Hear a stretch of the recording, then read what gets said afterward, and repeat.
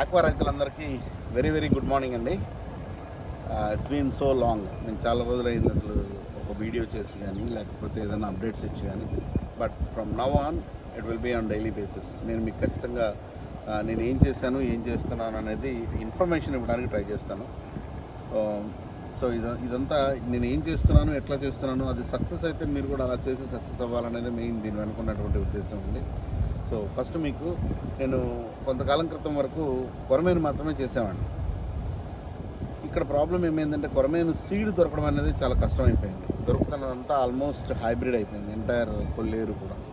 So what ever, దానిపైన ఏం మాట్లాడినా చాలామందికి అది నచ్చట్లేదు. సో సీడ్ ప్రాబ్లం వల్ల కొరమేను నేను చేయడం ఆపేశాను. మనకు జెన్యూన్గా చేసే హ్యాచరీస్ కొంతమంది అప్రోచ్ అయ్యారు కానీ బట్ నేను ఎవరిని ప్రమోట్ చేయలేదు.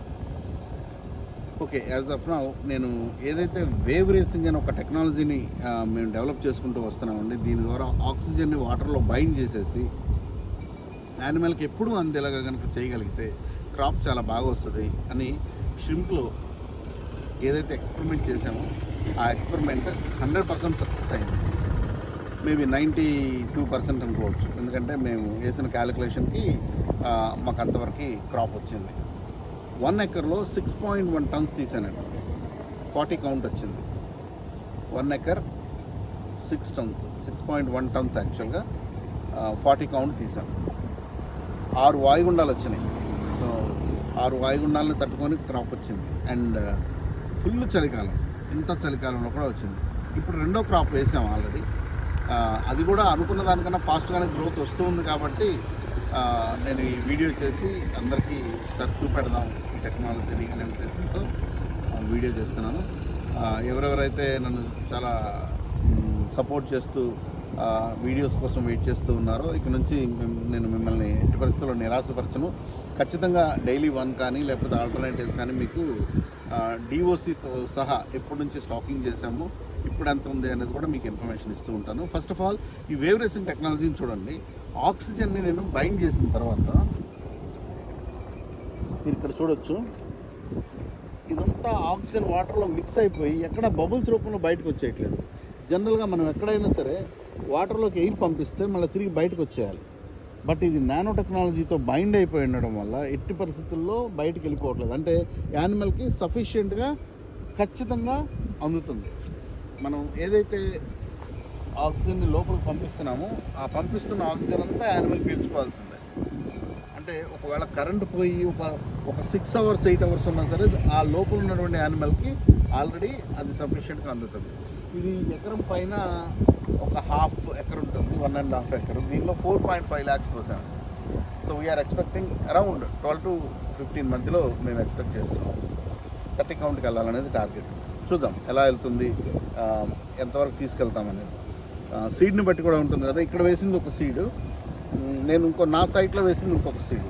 రెండు డిఫరెన్స్ చూస్తూ ఏ హ్యాచరీ నుంచి అయితే అంటే సయాక్వాని వాడాము. యాక్చువల్గా ఈ సయాక్వా బ్రూట్ స్టాక్ ఎవరెవరైతే ఇండియాకి ఇంపోర్ట్ చేసుకున్నారో వాళ్ళ దగ్గర నుంచి నేను తీసుకొచ్చాను. ఇది వేరే ఇంకొక తెలిసిన వాళ్ళది. వాళ్ళు వేరే దగ్గర నుంచి ఒంగోలులో పావని అనుకుంటా అక్కడ నుంచి తెచ్చారు.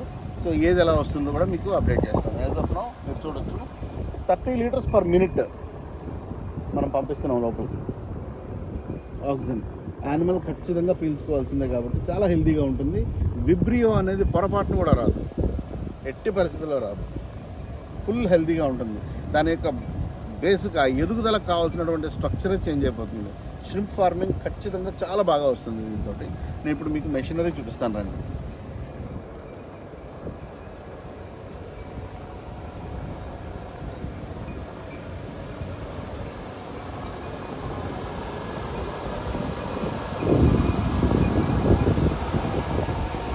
ఇది ఆక్సిజన్ మెషిన్. ఆల్మోస్ట్ 15 LPM ఇది కూడా ఒక 15 LPM ఉంది. సో రెండు కలిపి ఆల్మోస్ట్ 30 liters per minute వెళ్తుంది.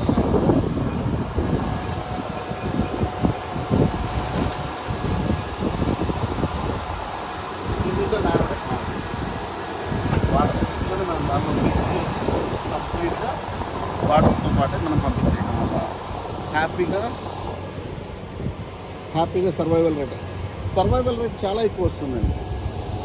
అన్నీ ఈక్వల్గా పెరుగుతాయి, అదొక అడ్వాంటేజ్. సర్వైవల్ రేట్ కూడా చాలా బాగుంటుంది.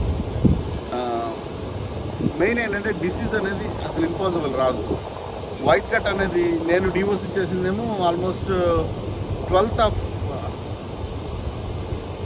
ఆఫ్ మార్చ్కి ఈరోజుకి 39 days 40 days అయింది.